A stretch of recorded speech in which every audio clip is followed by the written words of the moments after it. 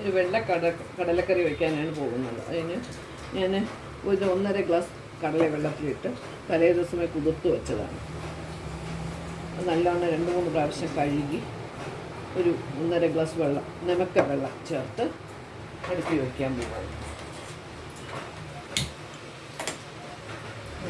അതിൽ കൂടെ കുറച്ച് ഉപ്പ് ചേർക്കുക, ശർക്കര മഞ്ഞൾപ്പൊടി ചേർക്കുക,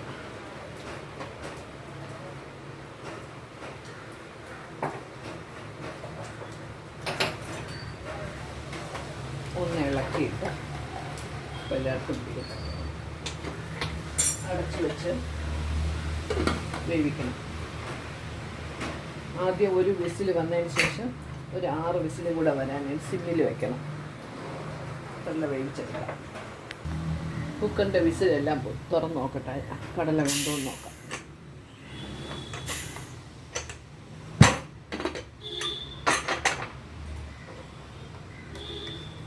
ഒരു കടല എടുത്തിങ്ങനെ തിരിക്കി നോക്കിയാൽ അറിയാം നല്ലോണം വെന്തിട്ടുണ്ട്. ഇനി അതിൻ്റെ കൂട്ട് തയ്യാറാക്കാം. കടല വേവിച്ച് വെച്ച് ഇനി ഗ്രേവി ഉണ്ടാക്കാം. ഒരു കടായി വെച്ചിട്ട് കുറച്ച് എണ്ണ ഒഴിക്കുക. എണ്ണ ഒഴിച്ചിട്ട് ഇഞ്ചിയും വെളുത്തുള്ളി ഞാൻ ചതച്ച് വെച്ചിട്ടുണ്ട്, അതിട്ടൊന്ന് മൂപ്പിക്കുക.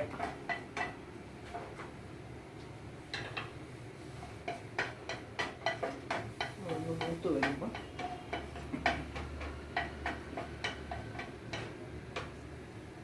രണ്ട് പച്ചമുളക് ഇടുക.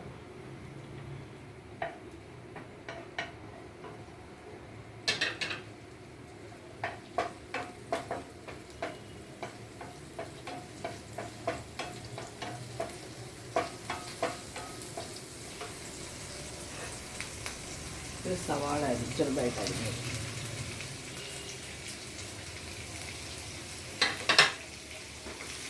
ഒന്ന് ചുമക്ക് നോക്കണം.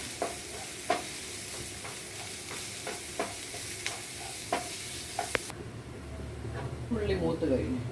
ഈ ഒരു തക്കാളി ഇട്ട് പച്ചക്കറി, തക്കാളി നല്ലോണം ഉടയണം.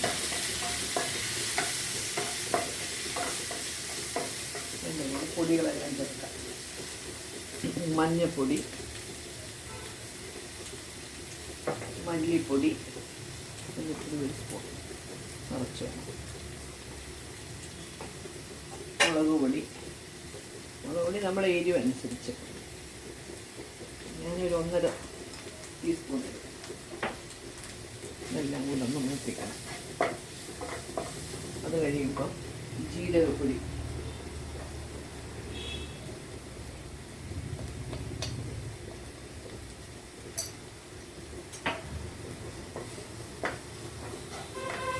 കൂട്ട് നല്ലോണം മൂക്കട്ടെ.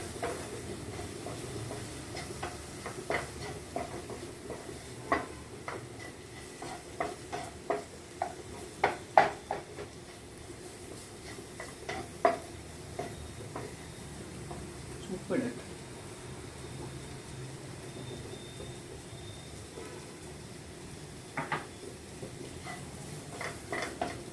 ഉപ്പിട്ട് നല്ലോണം ഇളക്കി വരുന്നു.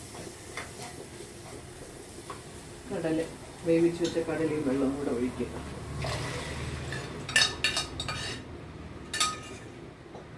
ഒഴിച്ചിട്ട് ഇളക്കി അടച്ചു വയ്ക്കണം. അടച്ചൊരു 10 മിനിറ്റ് അടച്ചു വയ്ക്കുക. തുറന്ന് നോക്കട്ടെ. എല്ലാം നല്ല കുഴഞ്ഞ പരുവമായി. ഇനി ഗരം മസാല ഇടണം. 1/4 ടീസ്പൂൺ ഗരം മസാല. അതിൻ്റെ കൂടെ മല്ലിയിലയും കരിവേപ്പിലയും. മല്ലിയില എൻ്റെ കുറച്ചേ ഉണ്ടായിരുന്നുള്ളൂ, എല്ലാം കൂടിയിട്ട് വാങ്ങും. ചപ്പാത്തിക്കോ പൂരിക്കോ അപ്പത്തിനോ ഒക്കെ കഴിക്കാം.